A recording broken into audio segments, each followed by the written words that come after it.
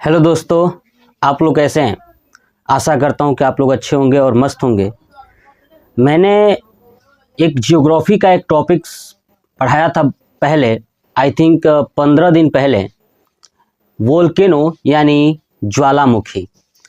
पूरा ज्वालामुखी से संबंधित मैंने ए टू जेड हर एक इन्फॉर्मेशन बता दिया था और मैंने आपको बताया था कि मैं इसका सेकेंड पार्ट भी लेके आऊँगा, जिसके अंतर्गत मैं ये बताऊंगा कि कौन सी ज्वालामुखी सक्रिय है, कौन सी ज्वालामुखी सुषुप्त यानी प्रसुप्त है, कौन सी ज्वालामुखी मृत है ना। ये पूरा डिटेल्स के साथ, और कौन सी ज्वालामुखी किस देश में है और कौन सी ज्वालामुखी सबसे ऊंचाई पर है, सबसे ज़्यादा सक्रिय ज्वालामुखी कौन है, ये पूरा डिटेल्स मैंने बताया था कि आपको पार्ट्स वाइज लाता रहूँगा। ठीक है, तो उसी वोल्केनो यानी ज्वालामुखी का ये सेकेंड पार्ट है। शायद और मैं 2 पार्ट बनाऊं जिसके अंतर्गत पूरा ज्वालामुखी कंप्लीट हो जाएगा। ठीक है, मैंने पहले वाले ज्वालामुखी में समझाया था कि जहां से ज्वालामुखी निकलता है उस रास्ते को क्या बोलते हैं। वही रास्ता जब थोड़ा सा चौड़ा हो जाता है तो क्या बोलते हैं, ज़्यादा चौड़ा हो जाता है तो क्या बोलते हैं। ये सब मैंने समझाया था। बाहर निकलने के बाद जो मैग्मा होता है, पृथ्वी के अंदर से निकलने वाली मैग्मा जब सॉलिड हो जाता है तो क्या बनता है। अगर वही मैग्मा छोटे छोटे यानी भुरभुरे के रूप में निकले, उसे हम क्या कहते हैं। वही मैग्मा अगर वाटर के अंदर निकले तो क्या कहते हैं। ये पूरा डिटेल्स मैं पहले वीडियो में समझा चुका हूँ। तो आप अगर उस वीडियो को नहीं देखे हैं ना, तो एक बार ज़रूर देखिएगा और देखने के बाद आप इस वीडियो को देखिएगा, ताकि आपके दिमाग में सब चीज़ अच्छे से फिट हो जाए। चलिए फिर से थोड़ी सी रिपीट करता हूँ ये चीज़ कि वोल्केनो कितने प्रकार की हैं। देखिए, मैंने आपको पढ़ाया था कि वोल्केनो 3 प्रकार की होती हैं। कितने प्रकार की? 3 प्रकार की, यानी ज्वालामुखी 3 प्रकार की हैं। पहला एक्टिव वोल्केनो है ना, मैंने लिखा भी, देखिए एक्टिव वोल्केनो। एक्टिव मतलब होता है सक्रिय ज्वालामुखी, यानी ऐसी ज्वालामुखी जो हमेशा निकलती रहती हैं, वो सभी ज्वालामुखी सक्रिय ज्वालामुखी कहलाती हैं। दूसरा आता है डोरमेंट यानी प्रसुप्त, है ना। डोरमेंट वोल्केनो यानी प्रसुप्त ज्वालामुखी। ऐसी ज्वालामुखी जो भले ही आज नहीं निकल रही है, लेकिन आज भी उसके अंदर से छोटे छोटे मतलब थोड़ा थोड़ा गैस जलवाष्प निकल रहा है। ज्वालामुखी नहीं निकल रही है, लेकिन बस गैसेज निकल रही हैं। मतलब ये वो कभी न कभी अचानक से निकल सकती हैं उसके अंदर से मैग्मा, है ना। तो प्रसुप्त यानी डोरमेंट वोल्केनो वो वोल्केनो होता है जिसके अंदर से ज्वालामुखी भले ही नहीं निकल रही हैं, लेकिन गैसेज निकल रही हैं। वो अचानक उसके अंदर कभी भी विस्फोट हो सकता है। ठीक है, एक्टिव वोल्केनो में हमेशा विस्फोट होता रहता है। डोरमेंट में अचानक से कभी भी विस्फोट हो सकता है। और ये वोल्केनो जो इसमें आएंगी वो हमें संकेत देती है, क्योंकि उस वोल्केनो वाले जगह पे थोड़ा थोड़ा गैस निकलता रहता है। इससे पता चल जाता है कि कभी भी फट सकता है।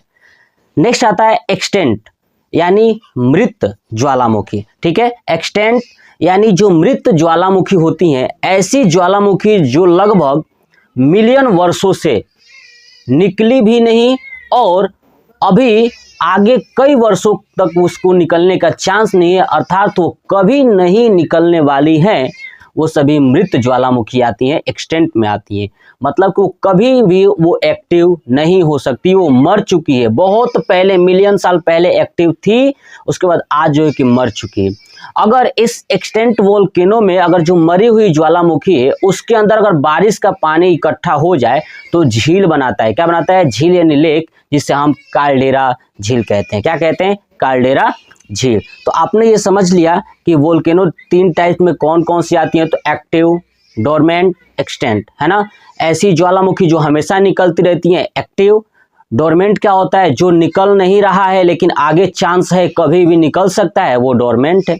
एक्सटेंट जो कभी नहीं निकलेगा, लगभग मिलियन वर्षों से निकला नहीं है और अभी निकलने का उसका चांस नहीं है या कभी नहीं निकलेगा, वो क्या है? एक्सटेंट यानी मृत, जो कभी नहीं निकलता है। ठीक है, चलिए अब हम लोग जानते हैं कि एक एक ज्वालामुखी देखते हैं कि कहाँ कहाँ कौन कौन सी ज्वालामुखी है जो हमें पढ़ना है और याद करना है। तो ज्वालामुखी से संबंधित कुछ और इम्पोर्टेंट फैक्ट बता दूं, उसके बाद हम लोग, मैंने बोर्ड पे भी लिखा हुआ है, देखिए ये पूरा ज्वालामुखी मैं आपको एक एक चीज़ें याद कराऊंगा। और ये हमारा ज्वालामुखी का पार्ट जो है कि सेकेंड है। क्या है ये? पार्ट सेकेंड है, क्योंकि एक पार्ट मैंने अपलोड कर दिया है, ये पार्ट सेकेंड है। क्लियर? चलिए देखिए, सबसे पहले समझते हैं कि जो ज्वालामुखी है ना, ऑस्ट्रेलिया देश में एक भी ज्वालामुखी नहीं है। तो याद रखिएगा, ऑस्ट्रेलिया में कोई भी ज्वालामुखी नहीं है। तो आपसे पूछा जाए कौन सा ऐसा देश है जहां पर कोई भी वोल्केनो नहीं है, ज्वालामुखी नहीं है, तो आपका है आंसर ऑस्ट्रेलिया। ठीक है। और इसी के विपरीत आप याद रखिएगा कि भूकंप, अगर ये पूछ दिया जाए कौन सा ऐसा महाद्वीप है जहां भूकंप नहीं है या नहीं आता है, तो अंटार्कटिका। कौन सा? अंटार्कटिका में कोई भी भूकंप नहीं आता है और न ही ऑस्ट्रेलिया में कोई ज्वालामुखी होती है। क्लियर? एक और इम्पोर्टेंट, आपसे पूछा जाए कि पृथ्वी की सुरक्षा वाल्व क्या होता है, सुरक्षा वाल्व किसे कहते हैं, तो याद रखिएगा ज्वालामुखी को सुरक्षा वाल्व कहते हैं। जैसे आपने घर पे कुकर देखा होगा ना, कुकर, तो कुकर के ऊपर सीटी लगी होती है, देखते हैं ना, जब पूरे कुकर के अंदर गैस जनरेट होता है तो उस सीटी के माध्यम से बाहर निकल जाता है। सोच के देखिए, सीटी खराब हो जाए और कुकर के अंदर गैस जनरेट हो तो क्या होगा? कुकर फट सकता है बस। तो कुकर का सेफ्टी वाल्व क्या होता है? वही ऊपर का सीटी। कुकर का सेफ्टी वाल्व क्या है? सीटी। बस वही है पृथ्वी का सेफ्टी वाल्व, जिसे हम ज्वालामुखी कहते हैं, जो एक रास्ता है जिस रास्ते से पृथ्वी के अंदर बनने वाली गैसेज, जलवाष्प, carbon dioxide gas, sulphur dioxide gas, ये सभी गैसें कहाँ जाती हैं? बाहर आ जाती है। ये सुरक्षा वाल्व का काम करता है। लेकिन आपसे ये पूछा जाए कि पृथ्वी की सुरक्षा कवच किसे कहा जाता है, तो आप याद रखिएगा ओजोन परत को। सुरक्षा कवच ऊपर होता है और सेफ्टी वाल्व उस पृथ्वी से चिपका हुआ होता है। सुरक्षा वाल्व जो है कि पृथ्वी की सतह से है और सुरक्षा कवच जो है कि पृथ्वी के ऊपर है। तो जो सुरक्षा कवच होता है ना, वो सूर्य से आने वाले किरणों से हमें सुरक्षा करता है, यानी प्रदान करता है। जैसे मैं बात करूं, परावैंगनिक किरण सूर्य से आती है ना, तो वो हमारे शरीर तक नहीं आ पाती है, वरना शरीर पे पड़ेगी तो कैंसर हो सकता है।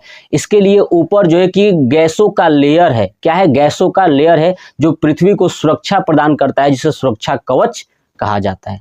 क्लियर? ये याद रखिएगा।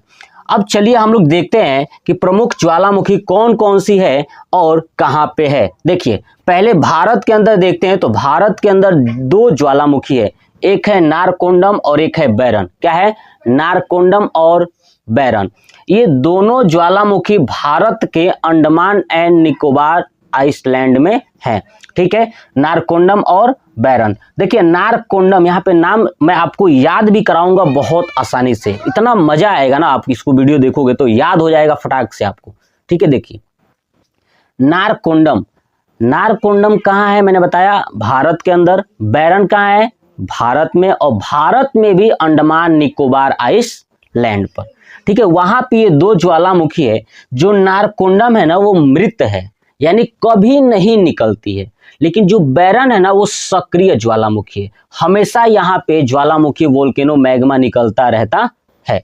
तो आपको समझ, नारकोंडम मृत ज्वालामुखी है, बैरन सक्रिय ज्वालामुखी है, और ये दोनों ज्वालामुखी भारत में है। तो भारत के अंदर आपको दो ज्वालामुखी याद रखना है, नारकोंडम, बैरन।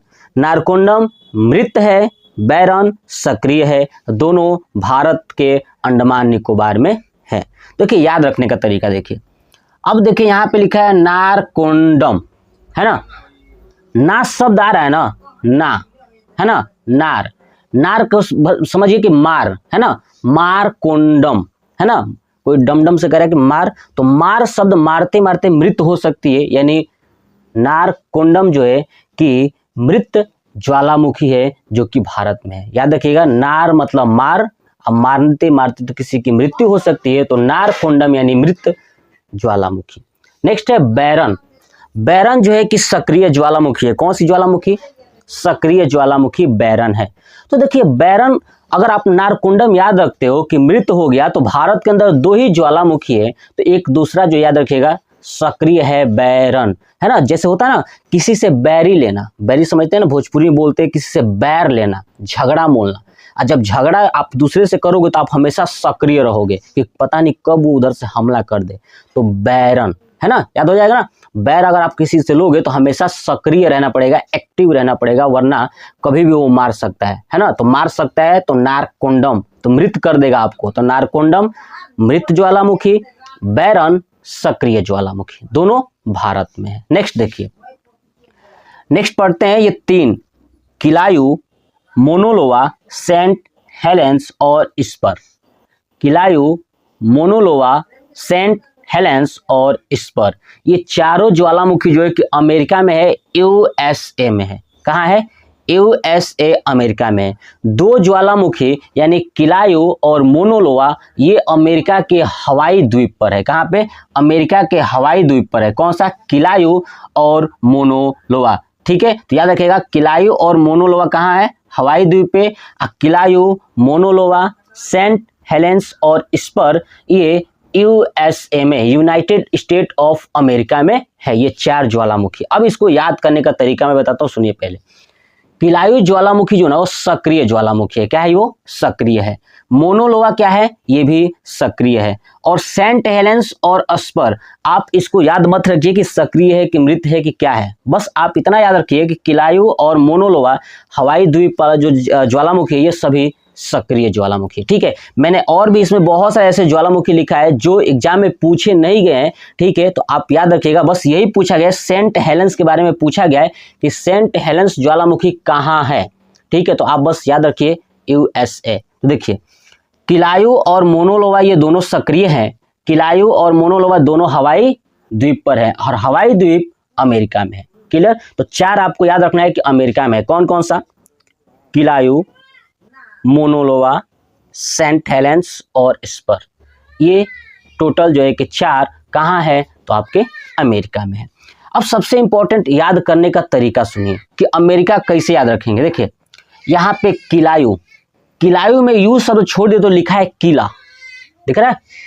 किला, मोनोलोवा, सेंट हेलेंस और स्पर, चारों एक ही चीज से याद हो जाएगा। देखिए अमेरिका के लोग अमीर होते हैं। अमेरिका है ना, यूएसए यानी अमेरिका, अमेरिका के लोग अमीर होते हैं। अब देखिए जिसके पास पैसा होगा अमीर होगा यानी मनी होगा। क्या होगा? मनी।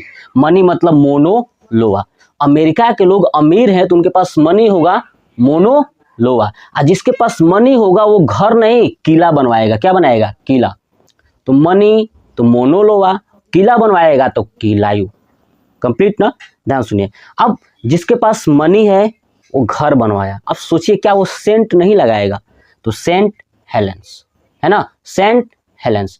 3 हो गया। क्या क्या? अमेरिका के लोग अमीर हैं, तो अमीर है तो मतलब पैसा उनके पास ज्यादा है, मनी। अब मनी ज्यादा है तो किला बनवाएंगे और किला के साथ साथ अपना सेंट भी लगाएंगे। ठीक है, और जब सेंट लगाएंगे तो सबसे अपने आप को सुपर समझेंगे। सुपर, अस्पर, सुपर, अस्पर। याद हो गया चारों?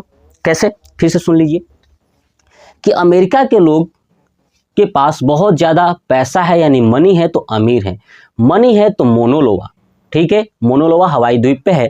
ठीक है, मोनोलोवा जब उनके पास पैसा बहुत ज़्यादा है, मनी ज़्यादा है तो बनाएंगे किला यानी किलायु, किला बनाएंगे। और किला बनाएंगे तो रहेंगे उसके अंदर सेंट हेलेंस यानी सेंट लगाएंगे और सबसे अपने आप को सुपर समझेंगे क्योंकि पैसा है, सुपर यानी अस्पर। तो याद हो गया? मैं आशा करता हूं कि आपको समझ में आ चुका होगा। बस आपको 2 से 3 बार वीडियो देखना है, बिल्कुल आपके दिमाग के अंदर फिट हो जाएगा। नेक्स्ट हम लोग जानते हैं एक और बात कि जो हमारे पास किलायु, किलायु हवाई द्वीप पे है ना, किलायु जो ज्वालामुखी ये विश्व का सबसे अधिक सक्रिय ज्वालामुखी है। तो आपसे पूछा जाए कि विश्व का सबसे अधिक सक्रिय ज्वालामुखी कौन है, तो वह है किलायु, है ना।